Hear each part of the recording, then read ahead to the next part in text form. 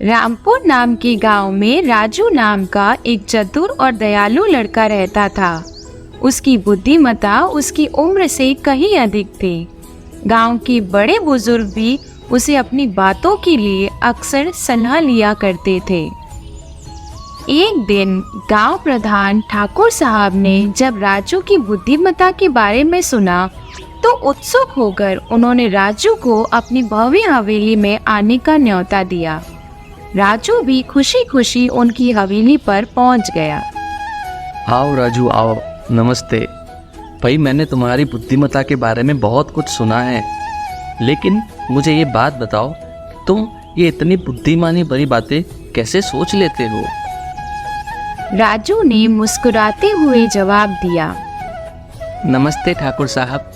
समझदारी इस बात में नहीं है कि आपकी उम्र कितनी है या आप कितनी किताबें पढ़ चुके हैं, बल्कि समझदारी इस बात में है कि आप अपने आसपास की दुनिया को कैसे समझते हैं, कैसे देखते हैं। राजू की बातें सुनकर ठाकुर साहब को आश्चर्य हुआ, इसलिए उन्होंने राजू की परीक्षा लेने की इच्छा से राजू को एक चुनौती देने का फैसला किया। अगर ऐसी बात है राजू, तो मेरे पास तुम्हारे लिए एक चुनौती है।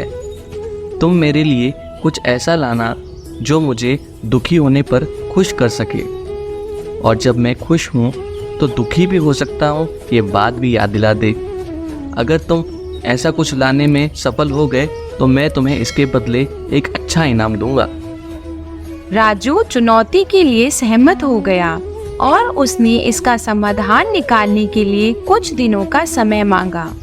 दिन बीतते गए और राजू ने इस कार्य के बारे में बहुत सोचा।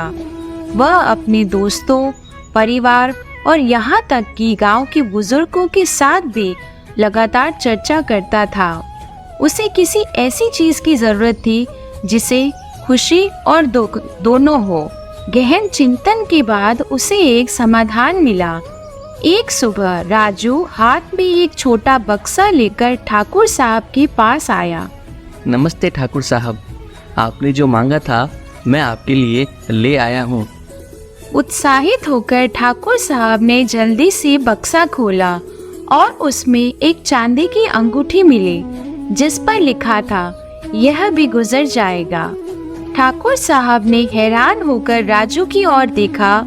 राजू ने फिर समझाया, ये वाक्यांश ठाकुर साहब, ये वाक्य जो इस पे लिखा है आपके दुख के समय में आपको सांत्वना देगा, क्योंकि यह हमें याद दिलाता है कि स्थिति चाहे कितनी भी निराशाजनक क्यों ना हो, वह गुजर ही जाएगी। इसके विपरीत जब आप बहुत खुश होंगे तो ये वाक्य आपको यह याद दिलाएगा कि आप अपने उत्साह में ज़्यादा ना खो जाएं, क्योंकि ये खुशी का समय भी बीत ही जाएगा। वाकई में राजू, जो मैंने तुम्हारे बारे में सुना था, तुम उससे कहीं ज़्यादा बुद्धिमान हो। यह बात तो शायद मैं भी कभी सोच नहीं पाता। बहुत बढ़िया। और जैसा कि मैंने वादा किया था, तुम्हें अपने कार्य में सफल होने पर मैं बहुत अच्छा इनाम दूंगा। आपका बहुत बहुत शुक्रिया ठाकुर साहब। ठाकुर साहब राजू के ज्ञान से दंग रह गए। उन्होंने न केवल वादे के मुताबिक राजू को पुरस्कार दिया, बल्कि यह घोषणा की कि बुद्धिमत्ता उम्र या धन से नहीं आती। तब से उन्होंने राजू को अपना निजी सलाहकार बना लिया।